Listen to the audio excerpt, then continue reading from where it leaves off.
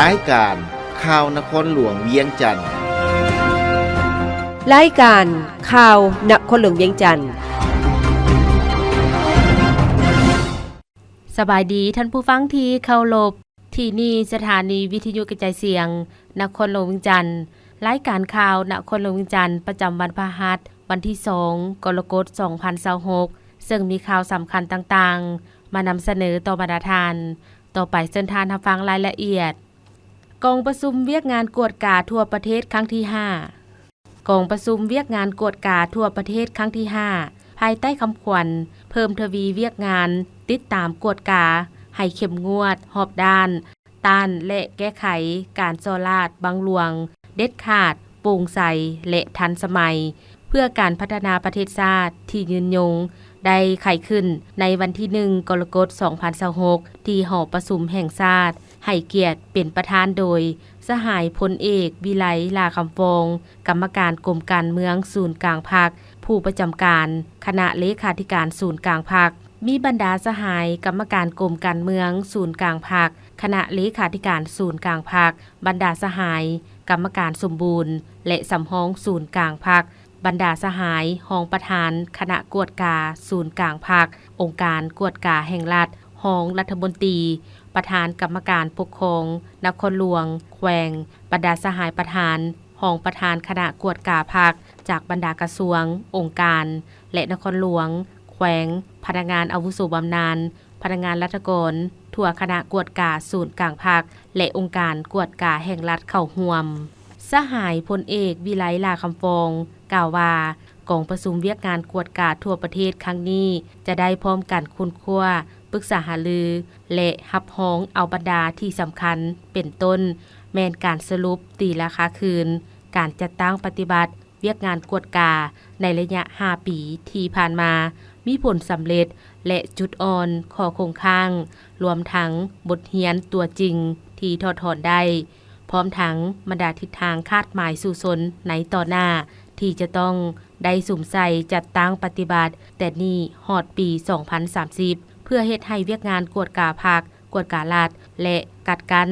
ต้านการส่อราษฎร์บังหลวงอยู่ศูนย์กลางและท้องถิ่นให้มีการหันเปลี่ยนใหม่อย่างตั้งหน้าตามทิศทางมติของประชุมใหญ่ครั้งที่ 12 ของพรรคที่วางออกให้มีประสิทธิภาพประสิทธิผลตัวจริงจากนั้นสหายวันไซปองสวรรค์กรรมการกรมการเมืองศูนย์กลางพรรคคณะเลขาธิการศูนย์กลางพรรคเลขาคณะพรรคประธานคณะกวดกาศูนย์กลางพรรคประธานองค์การกวดกาแห่งรัฐและหัวหน้าองค์การต้านการส่อราษฎร์บังหลวงศูนย์กลางได้ขึ้นผ่านห่างบทสรุปตีราคาการเคลื่อนไหวเวียกงานกวดกาแต่ปี 2021 หา 2025 และทิศทางแผนการ 2026 หา 2030 และสหายนางปิ่งคำลาสะสิมมากรรมการศูนย์กลางพรรครองประธานคณะกวดกาศูนย์กลางพรรครองประธานองค์การกวดกาแห่งรัฐรองหัวหน้าองค์การต้านการส่อราษฎร์บังหลวงศูนย์กลางได้ขึ้นผ่านห่างรายงานแผนพัฒนาเวียกงานกวดกา 2021 หา 2025 และวางทิศทางแผนพัฒนา 2026 หา 2030 พร้อมนี้ผู้แทนกองประชุมก็ได้ผันเปลี่ยนกันขึ้นมีคำเห็นเกี่ยวกับบทเรียนในการนำพาซี่นำเวียกงานติดตามกวดกาต่อกองประชุมหลังจากนั้นสหายคำไหลศรีประเสริฐกรรมการศูนย์กลางพรรครองเลขาคณะพรรครองประธานคณะกวดกาศูนย์กลางพรรครองประธานองค์การกวดกาแห่งรัฐรองหัวหน้าองค์การต้านการส่อราษฎร์บังหลวงศูนย์กลาง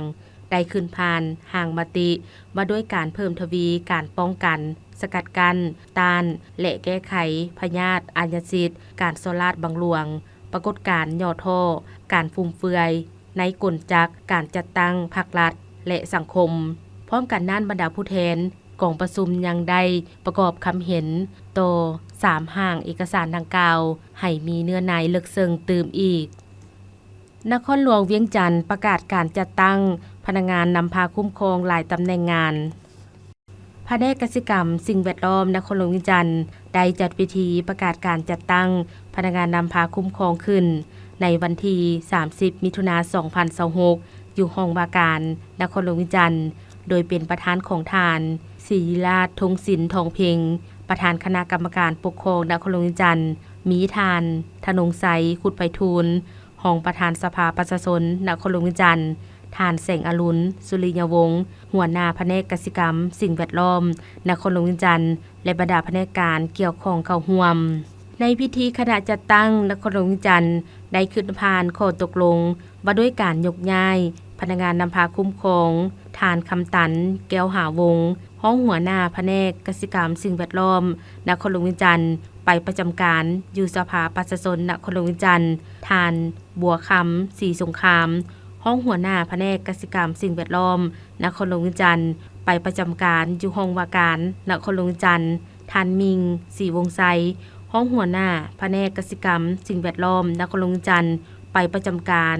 อยู่กระทรวงกสิกรรมสิ่งแวดล้อมและแต่งตั้งทานสุทินบัวสมหัวหน้าแขนงกัดกันพืชสัตว์ป่าไม้อาหารและยาและควบคุมพยาธิติดต่อขึ้นเป็นห้องหัวหน้าแผนกกสิกรรมสิ่งแวดล้อมนครหลวงเวียงจันทน์ทานคำมูแสงโทห้องหัวหน้าขึ้นเป็นหัวหน้าแขนง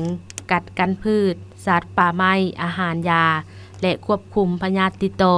แผนกกสิกรรมสิ่งแวดล้อมนครหลวงเวียงจันทน์ทานบัวคำศรีสงครามห้องหัวหน้าแผนกกสิกรรมสิ่งแวดล้อมนครหลวงเวียงจันทน์เป็นห้องหัวหน้าห้องว่าการนครหลวงเวียงจันทน์และยกย้ายทานจันทร์สว่างหิมปะพันธ์พนักงานรัฐกรสังกัดอยู่คณะกวดกาภาคองค์การกวดการัฐนครหลวงเวียงจันทน์เป็นห้องหัวหน้าห้องว่าการนครหลวงเวียงจันทน์โอกาสนี้ทานศิริราช ธงศิลป์ทองเพ็งได้มอบข้อตกลงให้ผู้ที่ถูกยกย้ายและถูกแต่งตั้งรับหน้าที่ใหม่พร้อมทั้งมีคำเห็นโอลมต่อพิธีว่าการปรับปรุงการจัดตั้งในครั้งนี้แม่นอิงใส่ความเรียกร้องต้องการของหน้าที่เวียกงานเพื่อให้การจัดตั้งปฏิบัติเวียกงานมีความถูกต้องสอดคล้องกับหน้าที่เวียกงานตัวจริงฉะนั้นให้ผู้ที่ถูกยกย้ายและแต่งตั้งรับหน้าที่ใหม่ต้องยกสูงความรับผิดชอบหน้าที่การเมืองที่ได้รับการมอบหมายให้สำเร็จและนำไปสู่คุณภาพมีจรรยาบรรณจรรยธรรมสัตย์ซื่อบริสุทธิ์ต่อหน้าที่เวียกงานถือผลประโยชน์ส่วนรวมสูงกว่าผลประโยชน์ส่วนตัวเคลื่อนไหวเวียกงานต้องมีระบอบแบบแผนสอดคล้องกับความเป็นจริงจะตั้งปฏิบัติหน้าที่ในบนหลักการเพื่อพร้อมกันปฏิบัติหน้าที่ภาครัฐมอบหมายให้มีผลสำเร็จยิ่งใหญ่กว่าเก่าร่วมกันสกัดกั้นต้านการเคลื่อนไหวก่ออาชญากรรมทุกรูปแบบกองประชุมรัฐมนตรีครั้งที่2ระหว่างกระทรวงภายในกัมพูเชียกระทรวงป้องกันความสงบลาวและกระทรวงป้องกันความสงบเวียดนามจัดขึ้นในวันที่30มิถุนายน2026ที่นครหลวงพนมเปญราชอาณาจักรกัมพูเชียเป็นประธานร่วมของทานอภิสันติบัณฑิตสสุขารองนายกรัฐมนตรีกระทรวงภายในกัมพูเชียทานพลโทวันทองกองมณีรัฐมนตรีกระทรวงป้องกันความสงบลาวทานพลเอกเหลือง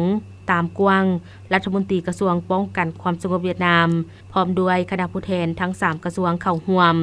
ในกองประชุมทานรัฐมนตรี3กระทรวงได้ผันเปลี่ยนกันขึ้นนำเสนอสภาพการของโลกภาคพื้นและภายในประเทศของตนพร้อมทั้งเห็นดีในการสืบต่อหัดแน่นสายพัวพันและการร่วมมือของ3กระทรวงให้ดับมือเพิ่มทวีขึ้นไปเรื่อยๆกองประชุมในครั้งนี้มีความหมายมีความสำคัญอย่างยิ่งซึ่งจะได้ร่วมกันในหลายด้านเป็นต้นการเพิ่มทวี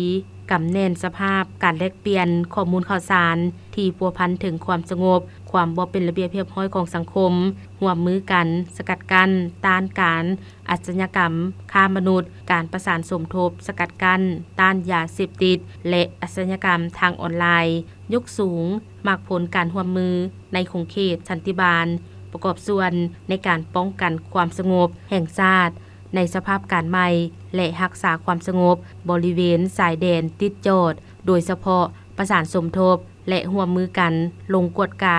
ลาดตระเวนตามบริเวณสายแดนของ3ประเทศในใส่ซอกฮู้และแก้ไขปัญหาที่เกิดขึ้นอย่างทันการจากนั้นรัฐมนตรี3กระทรวงได้ออกแถลงการณ์ร่วมปัญหาที่สำคัญเพื่อร่วมมือรักษาความสงบ และความเป็นระเบียบเรียบร้อยเพื่อเสถียรภาพและการพัฒนาเศรษฐกิจสังคมของแต่ละประเทศก็คือการรับมืออย่างมีประสิทธิภาพต่อสิ่งท้าทายต่างๆด้านความสงบที่กำลังเกิดขึ้นรวมทั้งอาชญากรรมข้ามชาติอยู่ภาคพื้นสากลในสภาพการพื้นภูเศรษฐกิจสังคมในโอกาสเดินทางเข้าร่วมกองประชุมในครั้งนี้ท่านพลโทวันทองกองมณีพร้อมคณะได้เข้าเยี่ยมคำนับทานสมเด็จววธิบดีหุ่นมาเนตนายกรัฐมนตรีกัมพูเชียโดยได้รายงานโดยย่อเกี่ยวกับผลสำเร็จอันจบงามของกองประชุมรัฐมนตรี3ฝ่ายกัมพูเชียลาวเวียดนามครั้งที่2ซึ่งเป็นคิดหมายอันสำคัญในการหัดแน่นความร่วมมือด้านเวียกงานป้องกันความสงบการสกัดกั้นอาชญากรรมข้ามชาติและการรักษาเสถียรภาพความเป็นระเบียบเรียบร้อยอยู่ตามบริเวณชายแดนของ3ประเทศเพื่อแน่ใจสร้างชายแดนแห่งสันติภาพมิตรภาพและการพัฒนาแบบยืนยงเมืองนาไซทองเผยแพร่มติกองประชุมใหญ่ครั้งที่12ของพรรคเมืองนาไซทองได้จัดกองประชุมเผยแพร่เสื่อมซึมมติกองประชุมใหญ่ครั้งที่12ของพรรคติดพันกับมติกองประชุมใหญ่ครั้งที่8ขององค์คณะพรรคนครหลวงเวียงจันทน์จัดขึ้นในวันที่30มิถุนายน2026อยู่ที่สโมสรเมืองดังกล่าวโดยการเผยแพร่และเสื่อมซึมเอกสารของสหายสุริวัลย์พรหมหาไสยเลขาคณะบริหารงานพรรคเมืองนาไซทองซึ่งในพิธีได้ยกให้เห็นความหมายความสำคัญของกองประชุมใหญ่ครั้งที่12ของพรรคซึ่งกองประชุมได้ดำเนินภายใต้คำขวัญยกสูงบทบาทการนำพาที่เข้มแข็งของพรรคตั้งหน้าสร้างเศรษฐกิจเอกราชเป็นเจ้าตนเองสืบต่อบูรณะระบอบประชาธิปไตยประชาชนให้หนักแน่นก้าวขึ้นสู่สังคมนิยมแม่นหัวข้อกวมรวมที่เป็นแนวคิดชี้นำของกองประชุมใหญ่ผู้แทนทั่วประเทศครั้งที่12ของพรรคเพื่อเป็นพื้นฐานให้แก่การพันขยายและจะตั้งปฏิบัติให้ไปตามทิศทางและจุดหมายดังกล่าวซึ่งส่งแสงให้เห็นการพันขยายระยะทำอิฐโครงการการเมืองของพรรคฉบับที่3คำขวัญดังกล่าวประกอบด้วย4เนื้อในต้นต่อคือยกสูงบทบาทการนำพาที่เข้มแข็งของพรรคตั้งหน้าสร้างเศรษฐกิจเอกราชเป็นเจ้าตนเองสืบต่อบูรณะระบอบประชาธิปไตยประชาชนให้หนักแน่นก้าวขึ้นสู่สังคมนิยมกองประชุมใหญ่ครั้งที่12ของพรรคถือได้ว่าเป็นเหตุการณ์การเมืองที่มีความหมายความสำคัญอีกบั้นหนึ่งที่ได้บันทึกไว้ในหน้าประวัติศาสตร์ของพรรคและของชาติลาวซึ่งได้ทบทวนคืนผลของการพันขยายมติของกองประชุมใหญ่ครั้งที่12ของพรรคและกำหนดแนวทางนโยบายแผนปฏิบัติงานของพรรคและของประเทศใน5ปีต่อหน้ายุทธศาสตร์พัฒนา10ปีกำหนดวิสัยทัศน์ฮอดปี2055เพื่อสืบต่อยูแหงการพันขยายแนวทางการเปลี่ยนแปลงใหม่ของพรรคสู่หลวงเลิกต่อๆไปสร้างและยกระดับบรรดาปัจจัยการบูรณะระบอบประชาธิปไตยประชาชนก้าวขึ้นสู่สังคมนิยมกองประชุมใหญ่ครั้งที่12ของพรรคประชาชนปฏิวัติลาวยืนยันได้อย่างหนักแน่นตื่มอีกว่าแม่นกองประชุมใหญ่ที่มีความสามัคคีเป็นเอกภาพสูงอยู่ภายในพรรคแม่นกองประชุมใหญ่แห่งการสืบต่อภารกิจเปลี่ยนแปลงใหม่เข้าสู่หลวงเลิกและสร้างการหันเปลี่ยนที่แข็งแรงเลิกซึ่งหอบด้านแม่นกองประชุมใหญ่แห่งการเสริมขยายมนจิตปฏิบัติของทั่วพรรคแม่นกองประชุมใหญ่ที่เต็มไปด้วยความรับผิดชอบการเมืองอันสูงส่งของพรรคในการตกลงปัญหาที่สำคัญและเป็นพื้นฐานของพรรคของการปฏิบัติและชะตากรรมของประเทศชาติ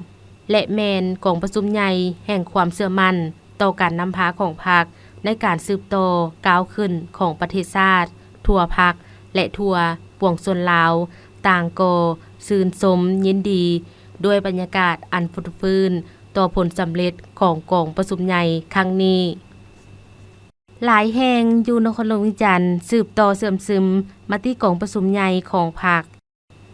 กองประชุมเผยแพร่เสื่อมซึมมติกองประชุมใหญ่ครั้งที่12ของพรรค ติดพันกับมติกองประชุมใหญ่ครั้งที่ 8 ขององค์คณะพรรคนครหลวงวิจันทร์ให้สมาชิกพรรคพนักงานหลักแหล่งศาลประชาชนภาคกลางจัดขึ้นวันที่ 30 มิถุนายน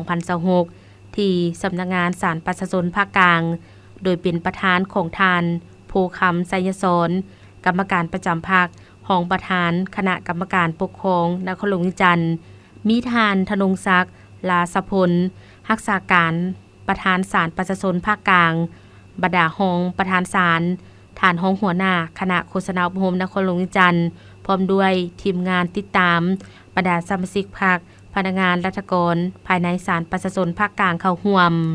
กองประชุมในครั้งนี้ทานภูคำไสยสอนได้ยกให้เห็นมติของกองประชุมใหญ่ของพรรคขั้นศูนย์กลางและขั้นนครหลวงวิจันทร์โดยพรรคได้วางมติออกมาว่าต้องสร้างเศรษฐกิจเอกราชเป็นเจ้าตนเองในระยะใหม่เพื่อแก้ไขความยุ่งยากทางด้านเศรษฐกิจส่วนนครหลวงวิจันทร์พวกเขาในการสร้างเศรษฐกิจเป็นเอกราชต้องเฮ็ดให้ได้และมีความยืนยงเพื่อสร้างเศรษฐกิจให้มีความเข้มแข็งสุมใส่สร้างทรัพยากรมนุษย์ให้มีคุณภาพปรับปรุงด้านการบริหารรัฐปรับปรุงชีวิตการเป็นอยู่ของประชาชนให้ดีขึ้นปกปักรักษาสิ่งแวดล้อมปรับปรุงกลจักการจัดตั้งการปกครองทุกขั้นสภาประชาชนขั้นนครหลวงวิจันทร์ขั้นเมืององค์การอัยการประชาชนศาลประชาชนก็คือตุลาการให้เข้มแข็งปรับปรุงกลไกการประสานงานองค์การยุติธรรมเจ้าหน้าที่สืบสวนสอบสวนเพื่อเฮ็ดให้เวียกงานมีความลงเรียนอันสำคัญหนึ่งพวกเขาต้องสร้างนครหลวงวิจันทร์เป็นนครที่น่าอยู่ยืนยงและมีความทันสมัยดังนั้นในมติกองประชุมใหญ่ครั้งที่ 8 ขององค์คณะพรรคนครหลวงวิจันทร์ใน 5 ปีต่อหน้ามีหลายหน้าเวียกหลายแผนงานโครงการและหลายกิจกรรมที่นครหลวงวิจันทร์พวกเขาจะต้องได้พร้อมกันจะตั้งปฏิบัติให้มีผลสำเร็จเป็นก้าวๆนอกนี้ในพิธีทานธนงศักดิ์ลาสพลยังได้ขึ้นเผยแพร่เอกสารการจัดตั้งปฏิบัติผันขยายแผนพัฒนาเศรษฐกิจสังคมแห่งชาติ 5 ปี ครั้งที่ 10 2026 หา 2030 ติดพันกับแผนพัฒนาเศรษฐกิจสังคม 5 ปี ครั้งที่ 10 ของนครหลวงวิจันทร์เติมอีกไซธานีประกาศสร้างตั้งตาแสงทางอนมี 17 บ้านขึ้นกับพิธีประกาศสร้างตั้งตาแสงทางอนเมืองไซธานีนครหลวงวิจันทร์จัดขึ้นวันที่ 30 มิถุนายน 2026 โดยบิธานบุญเพ็งศรีณวงศ์พรกรรมการประจำพรรคประธานคณะกวดกาพรรคประธานองค์การกวดการัฐนครหลวงวิจันทร์ท่านเวียงคำศรีหาโคตรกรรมการพรรคนครหลวงวิจันทร์เลขาพรรคเมืองไซธานีบรรดาหองเลขาพรรคเมืองไซธานีหัวหน้าห้องหัวหน้าแผนกการอ้อมข้างนครหลวงวิจันทร์หัวหน้าห้องหัวหน้าห้องการพนักงานก่อสร้างหากฐานอำนาจการปกครองบ้านและประชาชนเข้าร่วมในพิธีทานเพชรสมพรแสนศรีประธานคณะกรรมการปกครองเมืองไซธานีได้ขึ้นรายงานการสร้างตั้งตาแสงทางอนเมืองไซธานีให้ฮู้ว่าตาแสงทางอนมีเนื้อที่ทั้งหมด 93,696.7 กิโลเมตรประกอบมี 17 บ้านคือบ้านพลงามหนองเข็งเจริญไสเวิร์นคำหนองโนสามสะอาดโพไซโนนสะอาดอุดมผลลาดควายแก้งไข่โนนบ่อแก้วทางอนทาสมมอภูคำทาสว่างและบ้านนามี208หน่วยคุ้มครองมี 8,636 ครอบครัวมีพลเมืองทั้งหมด 45,808 คนหญิง 23,645 คน867หลังคาเรือนพลเมืองแบ่งตามเผ่าคือเผ่าลาว 33,174 คนหญิง 16,621 คนกวมเอา 87,028 ส่วนห้อยเผ่ามง 4,201 คนหญิง 2,179 คนกวมเอา 11.5 ส่วนห้อยเผ่ากึมมุ627 คนหญิง 316 คนกวมเอา 1.65 ส่วนห้อยคนต่างดาว 4 คนหญิง 1 คนด้านโครงประกอบการจัดตั้งของตาแสงประกอบมี5หน่วยงานคือ หน่วยงานเวียกงานบริหารปกครองหน่วยงานเวียกงานภาคองค์การจัดตั้งมหาชนหน่วยงานเวียกงานวัฒนธรรมสังคมและหน่วยงานเวียกงานป้องกันชาติป้องกันความสงบท่านดวงประดิษฐ์ผลหาราชกรรมการพรรคเมืองเป็นประธานคณะกรรมการปกครองตาแสงทางอนท่านจันสุขศรีสมพันธ์และท่านนางสอนเพชรบรรณราชเป็นรองประธานในพิธียังได้มอบคอมพิวเตอร์และอุปกรณ์อื่นๆพร้อมเงินจำนวนหนึ่งให้ตาแสงทางอนเพื่อรับใช้เข้าในเวียกงานห้องการตืบอีกมอบโดยต่างหน้าแผนกการเงินนครหลวงวิจันทร์และการนำเมืองไสธานีเมืองสังทองประกาศสร้างตั้งตาแสงเพียราชพิธีประกาศสร้างตั้งตาแสงเพียราชเมืองสังทองนครหลวงวิจันทร์จัดขึ้นในท้ายอาทิตย์ที่ผ่านมาอยู่ห้องการตาแสงเมืองดังกล่าวมีทานพลจัตวาโสภาวันธรรมเทวาหัวหน้าการเมืองกองบัญชาการทหารนครหลวงวิจันทร์ทานคำสวยอุนดาแสงเลขาพรรคเมืองสังทองทานสังวรพิมพ์สอนประธานคณะกรรมการปกครองเมืองสังทองมีบรรดาการนำจากนครหลวงวิจันทร์เมืองคณะรับผิดชอบสุขยูสร้างตั้งตาแสงคันนครหลวงวิจันทร์คันเมืองหัวหน่วยธุรกิจองค์การจัดตั้งบ้านและประชาชนเข้าร่วมในพิธีทานสังวรพิมพ์สอนได้ขึ้นผ่านบนรายงานการสร้างตั้งตาแสงเพียราชคือตาแสงเพียราชตั้งอยู่ห่างจากนครหลวงวิจันทร์55 กิโลเมตรและตั้งอยู่ขอบเขตเทศบาลเมืองสังทองมีสายแดนติดโจทย์กับบรรดาบ้านคือทิศเหนือติดกับบ้านนาตาลเขตแดนตาแสงนาเจริญทิศใต้ติดกับบ้านปากตนบ้านโคกเพิงเขตแดนตาแสงสไกทิศตะวันออกติดกับป่าสงวนแห่งชาติภูพนังเมืองพุนโฮงแขวงเวียงจันทร์ทิศตะวันตกติดกับภูผาเดือนเขตแดนตาแสงสไก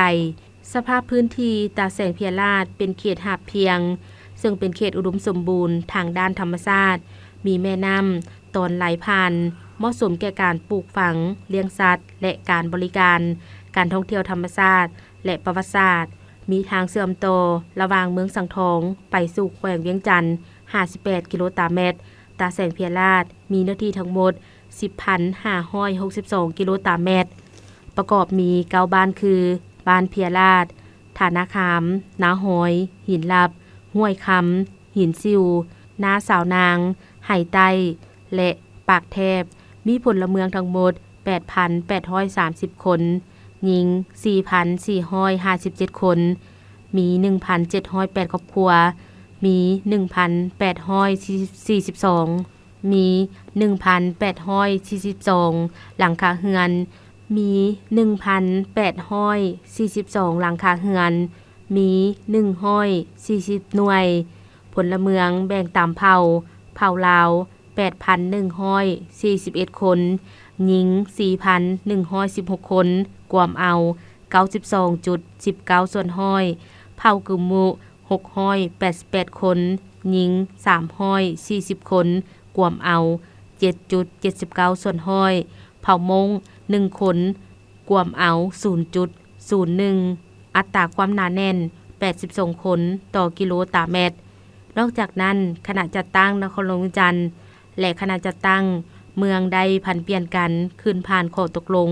ของประธานคณะกรรมการปกครองนครหลวงวิจันทร์มติตกลงของคณะประจำพรรคนครหลวงวิจันทร์ว่าด้วยการสร้างตั้งองค์คณะภาคฮักฐานตาแสงผ่านข้อตกลงของคณะกรรมการปกครองเมืองว่าด้วยการแต่งตั้งประธานรองประธานคณะกรรมการปกครองตาแสงและมติตกลงของคณะประจำพรรคเมืองว่าด้วยการแต่งตั้งคณะบริหารงานพรรคฮักฐานตาแสงเพียราช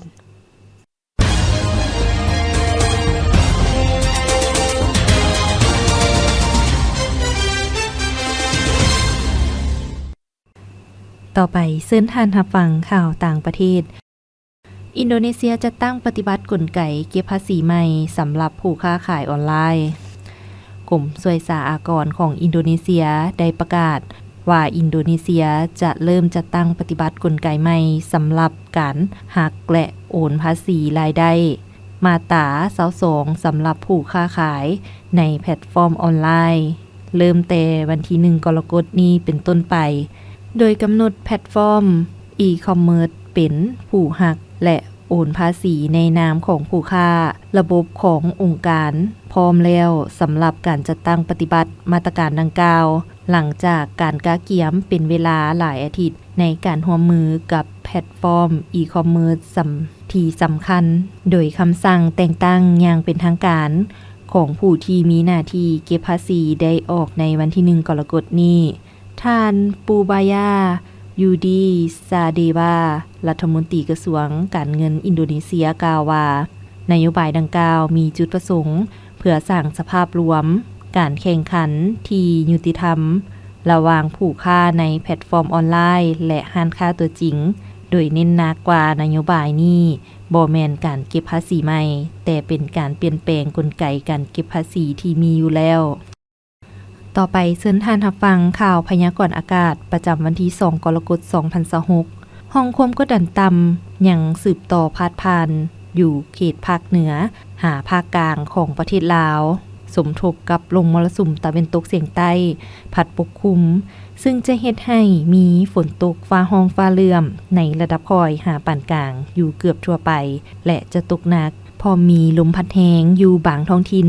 ในแต่ละภาคตื่มอีกสภาพอากาศภาคเหนือด้านตะวันออกแขวงพงสาลี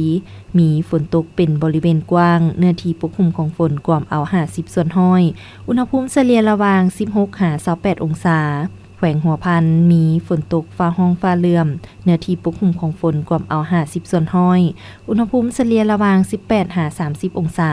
แขวงเสียงขวางมีฝนตกฟ้าห้องฟ้าเลื่อมเนื้อที่ปกคลุมของฝนกว่าเอา40ส่วนห้อยอุณหภูมิเฉลี่ยระหว่าง19-27องศาแขวงอุดมไซมีฝนตกเป็นบริเวณกว้างเนื้อที่ปกคลุมของฝนกว่าเอา50ส่วนห้อยอุณหภูมิเฉลี่ยระหว่าง21-27องศาแขวงบ่อแก้วมีฝนตกในระดับคอยเนื้อที่ปกคลุมของฝนกว่าเอา40ส่วนห้อยอุณหภูมิเฉลี่ยระหว่าง22-26องศาแขวงหลวงน้ำทามีฝนตกในระดับคอยเนื้อที่ปกคลุมของฝนกว่าเอา50ส่วนห้อยอุณหภูมิเฉลี่ยระหว่าง20-26องศาแขวงหลวงพระบางมีฝนตกในระดับคอยเนื้อที่ปกคลุมของฝนกว่าเอา50ส่วนห้อยอุณหภูมิเฉลี่ยระหว่าง23-30องศาแขวงเซญบุรีมีฝนตกเป็นบริเวณกว้างเนื้อที่ปกคลุมของฝนกว่าเอา50ส่วนห้อยอุณหภูมิเฉลี่ยระหว่าง22-30องศาสำหรับนครหลวงเวียงจันทน์มีฝนตกเป็นบริเวณกว้างเนื้อที่ปกคลุมของฝนกว่าเอา50ส่วนห้อยอุณหภูมิเฉลี่ยระหว่าง21-31องศาภาคกลางแขวงไซสมบูรณ์มีฝนตกเป็นบริเวณกว้างเนื้อที่ปกคลุมของฝนกว่าเอา50ส่วนห้อยอุณหภูมิเฉลี่ยระหว่าง19-29องศาแขวงเวียงจันทน์มีฝนตกเป็นบริเวณกว้างเนื้อที่ปกคลุมของฝนกว่าเอา50ส่วนห้อยอุณหภูมิเฉลี่ยระหว่าง23-30องศาแขวงบริคำไซมีฝนตกฟ้าห้องฟ้าเลื่อมเนื้อที่ปกคลุมของฝนกว่าเอา50ส่วนห้อยอุณหภูมิเฉลี่ยระหว่าง22-33องศาแขวงคำมวนมีฝนตกเป็นบริเวณกว้างเนื้อที่ปกคลุมของฝนกว่าเอา60ส่วนห้อยอุณหภูมิเฉลี่ยระหว่าง20-28องศาแขวงสวรรณเขตมีฝนตกเป็นบริเวณกว้างเนื้อที่ปกคลุมของฝนกว่าเอา50ส่วนห้อยอุณหภูมิเฉลี่ยระหว่าง23-31องศาภาคใต้แขวงจำปาสักมีฝนตกฟ้าห้องฟ้าเลื่อมเนื้อที่ปกคลุมของฝนกว่าเอา60ส่วนห้อยอุณหภูมิเฉลี่ยระหว่าง15-31องศาแขวงสารวันมีฝนตกในระดับคอยเนื้อที่ปกคลุมของฝนกว่าเอา50ส่วนห้อยอุณหภูมิเฉลี่ยระหว่าง23-31องศาแขวงเซกองมีฝนตกในระดับคอยเนื้อที่ปกคลุมของฝนกว่าเอา40ส่วนห้อยอุณหภูมิเฉลี่ยระหว่าง20-31องศาแขวงอัตตปือมีฝนตกเป็นบริเวณกว้างเนื้อที่ปกคลุมของฝนกว่าเอา50ส่วนห้อยท่านผู้ฟังที่เคารพรายการข่าวนครหลวงเวียงจันทน์สำหรับภาคนี้ได้เสียงสุดเพียงเท่านี้แสงคำจันทวงศ์พร้อมด้วยอูและวันแสงพระจันทร์อ่านสบายดี